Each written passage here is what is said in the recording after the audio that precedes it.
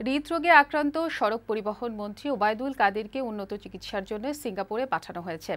সিঙ্গাপুরের Mount Elizabeth হাসপাতালে তার চিকিৎসা হবে। কিছুক্ষণ আগে তাকে বহনকারী এয়ার অ্যাম্বুলেন্স ঢাকা ছাড়ে। ভারতের প্রখ্যাত হৃদরোগ বিশেষজ্ঞ দেবী শেঠি দুপুরে ঢাকায় এসে বঙ্গবন্ধু মেডিকেলে ওবায়দুল কাদেরের শারীরিক অবস্থা পরীক্ষার পরই তাকে সিঙ্গাপুর পাঠানোর সিদ্ধান্ত নেওয়া হয়। চিকিৎসকরা জানিয়েছেন ওবায়দুল কাদেরের অবস্থা আগের চেয়ে স্থিতিশীল। বিস্তারিত জানাচ্ছেন কাজী বাপ্পা।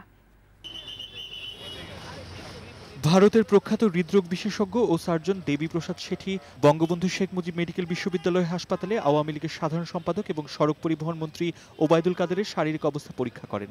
পরে মেডিকেল বোর্ডের সাথে বৈঠক করে ওবায়দুল কাদেরকে সিঙ্গাপুর পাঠানোর ব্যাপারে মত দেন। তার পরামর্শে ওবায়দুল কাদেরকে সিঙ্গাপুরের মাউন্ট এলিজাবেথ হাসপাতালে স্থানান্তরের সিদ্ধান্ত নেওয়া হয়। এই সিদ্ধান্তের পরপরই আইসিইউ সুবিধা সম্বলিত বিশেষ অ্যাম্বুলেন্সে করে ওবায়দুল কাদেরকে বঙ্গবন্ধু মেডিকেল থেকে হযরত শাহজালাল আন্তর্জাতিক বিমানবন্দরে নেওয়া হয়। সেখানে রোববার সন্ধ্যা থেকেই প্রস্তুত ছিল সিঙ্গাপুরের মাউন্ট এলিজাবেথ হাসপাতালের এয়ার অ্যাম্বুলেন্স। ভিভিআইপি টার্মিনাল থেকে এয়ার অ্যাম্বুলেন্সে করে তাকে নেওয়া হয় সিঙ্গাপুর। ওবায়দুল কাদেরের সঙ্গে রয়েছেন ডাক্তার দেবী শেঠি সহ বঙ্গবন্ধু মেডিকেলের কয়েকজন চিকিৎসক এবং সিঙ্গাপুর মাউন্ট এলিজাবেথ হাসপাতালের চিকিৎসকেরা।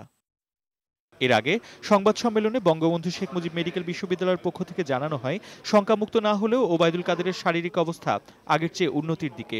স্থানান্তরের জন্য এটাই উপযুক্ত সময়।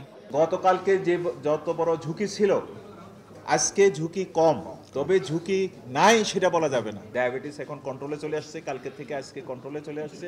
বললাম তো অ্যাজ এ হোল ওনার প্যারামিটার গতকালকের চেয়ে অনেক ভালো।